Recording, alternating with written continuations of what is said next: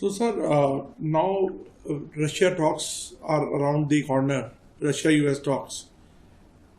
In case they resolve it, so you think that 25% additional secondary will definitely go? I am very, very confident that the secondary tariffs will go because Putin will not accept a deal unless the sanctions are also off the table. Sir, another strategic calculation which is emerging out of all this is US coming close to Pakistan, but Pakistan is already so close to China. Absolutely. Which is working in the same territory, same area.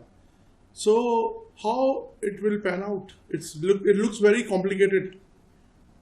Like it has become a jigsaw puzzle now. No, it's not a jigsaw puzzle. I think it's a strategic mistake on the part of the US that, you are getting in bed with Pakistan, which is in bed with China. And China is the US's strategic competitor. It's the biggest geopolitical rival to the United States. And so far, Trump has taken a very soft approach towards China. Now they are even allowing chips to be sold to China. Advanced chips will be sold to China, provided the companies pay 15%, of their earnings to the United States. So do you, sir, you have been a very, very, distinguished career of diplomacy. Do you think even US is making a big mistake for their own consumers? Because ultimately it will transfer to consumers. Oh, absolutely. I think eventually the tariffs that are being imposed, and look, US called India a tariff king. But now the tariff king in the world is the United States, because our average tariff is about 15.98%. The US tariff today is 18.4%. So it is now the tariff king of the world. But the fact is, tariffs are bringing in money. They'll bring in about $100 billion a year for the United States. But the issue is, eventually, who will pay for these tariffs? These tariffs will be paid for by American consumers. So what's going to happen is, this is going to ratchet up inflation in America. It's going to ratchet up prices in America. And I think that's when the chickens will come home to roost. Now I will be diverting to a little other issue. Mr. Munir is in US. He was in US actually 2 days back. And there was a black tie event where he threatened the world. He said, if we go down, we will take the half of the world down. Also, he threatened that we are going to attack India. What is reported. I am not privy to that video, but what is reported widely, I am telling you that. So, sudden acceleration from Pakistan, how do you look at it? So there are two things. One is Pakistan is rattled by our abrogation or putting in suspension the Indus Waters Treaty. Because, Pakistan is heavily dependent on the waters of those rivers. And because now India has said that, blood and water cannot flow together. And we are putting this treaty in suspension till such time as Pakistan, changes its position on cross-border terrorism. So because of that, Pakistan is obviously rattled. And what he is threatening is that if India builds a dam, which is of course not happening immediately, we are going to destroy those dams. We are going to send our missiles and take out those dams, which is easier said than done, of course. That's a different matter.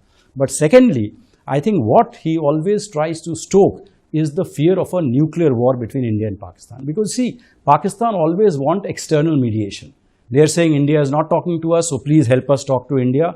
Please come and counsel restraint on us. And they are deliberately, provoking this kind of a, nuclear blackmail, just so that they can catch the attention of the world, and the world says, look, India and Pakistan, both of you are nuclear powers, you have to talk to each other. So I think this is part of the nuclear blackmail that Pakistan always indulges in, and that's why India has rightly called out the saber rattling on the part of Pakistan, that how irresponsible it is coming from a country which is in possession of nuclear weapons. Prime Minister Modi has already said that there will be no nuclear blackmail will be tolerated now.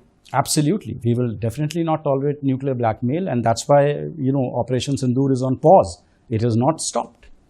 So, now what next, sir? Pakistan, India, do you see it going further now? Let's take first India, US. I think we need to do three things. First, we must make it very clear to the United States that our strategic autonomy cannot be bargained. India's strategic choices cannot be dictated by Washington. India will decide what its strategic choices are, whether we need to buy oil from Russia or from the United States. It is our sovereign decision. No external party can have a role in that, number one. Number two, I think what we need to do is, we need to continue to engage with the United States on trade without capitulation.